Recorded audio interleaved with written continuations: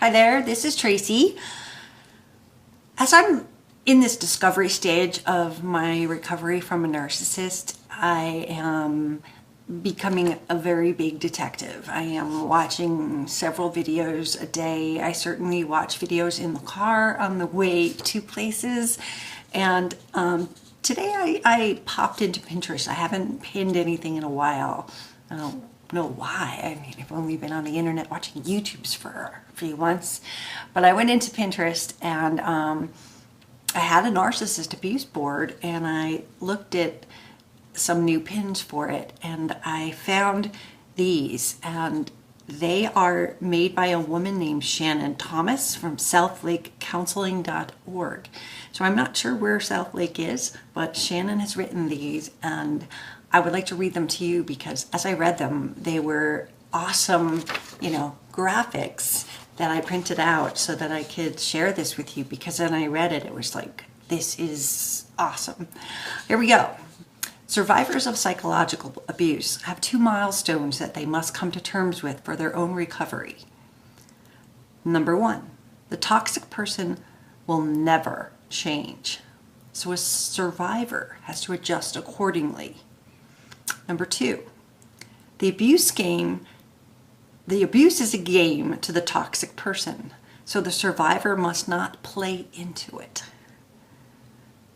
How those 2 key points are accomplished depends on the survivor's personality and unique set of life circumstances.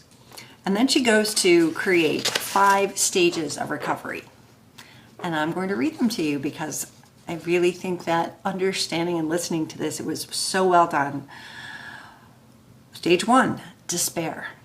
When survivors first begin counseling for psychological abuse recovery, many don't even know that they've been abused. They do know life has become unmanageable and they are looking for answers.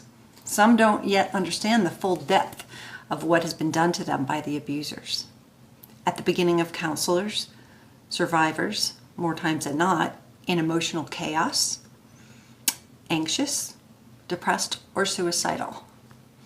Sometimes all of the above, or even more.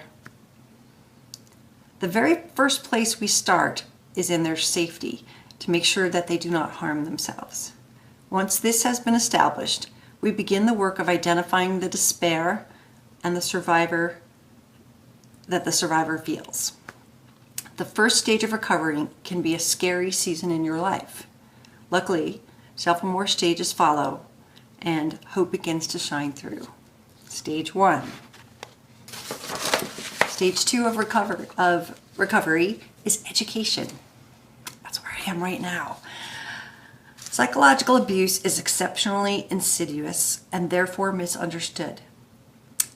That is precisely part of the abuser's tactic, to keep the abused hidden and remain firmly in control. A victim cannot begin recovery if they can't describe what has been done to them. Learning the common methods employed by psychological abusers in stage 2, survivors new to recover should know what the following terms mean in relationship to a psychological abuse: gaslighting, flying monkeys, intermediate reinforcement, trauma bonding, idealize, devalue, and the discard stage. There are other terms, but for stage 2, this list is a really good starting point. Stage 3, awakening. When survivors have identified their despair from having been psychologically abused in stage 1, and then they educate themselves on the specific ways abusers harm them in stage 2, an awakening happens for the survivor, which is stage 3. This is the point in recovery where many aha moments happen. Survivors can describe what they've experienced. They've learned enough terminology, and in doing so, no longer feel isolated in the abuse. At this stage, a survivor may start to feel empowered in their recovery journey. However, there are good and bad days.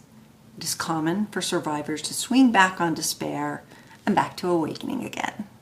This is normal and part of the process of the deprogramming and healing from psychological abuse. Stage 4, boundaries. After a survivor of psychological abuse has identified their despair, stage 1, educated themselves on the specifics of psychological abuse, stage 2, and had an awakening that recovery is possible, stage 3. The next stage is implementing boundaries. This is the time when some survivors go no contact and choose to implement the detached contact. The important part of this stage is that the survivor is able to gain enough emotional distance to detox from trauma bonding and start looking forward to their life of recovery. Boundaries are individually driven and must be done in a way that will be followed through by the survivor.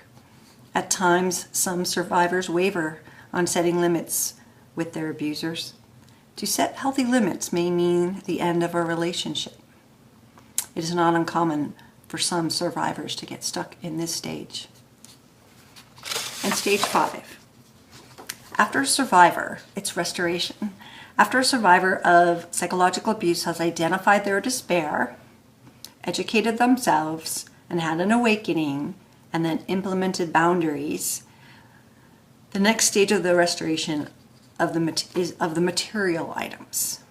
Life event moments, financial stability, physical health, mental health, and any other losses the survivor identifies have been stolen during the season of abuse. This should be an encouraging stage for survivors to start tangibly seeing the fruits of their recovery work.